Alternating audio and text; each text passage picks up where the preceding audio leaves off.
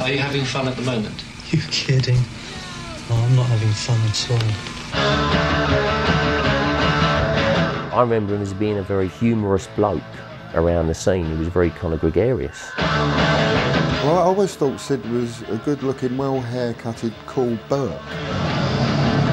If someone had to be the cartoon punk rock, it might as well be Sid. He was pretty good at it.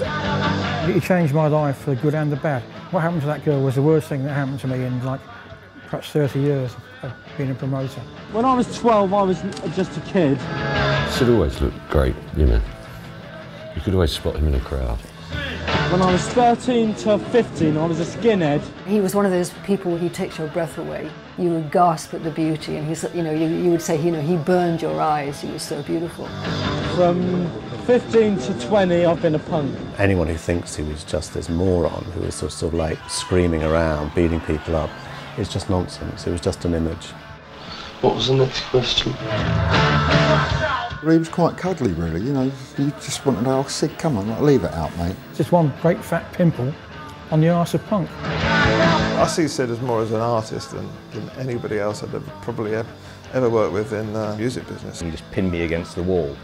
Never take a picture of me unless I say so. Well, that's untenable, so I just kept out of his way from there on.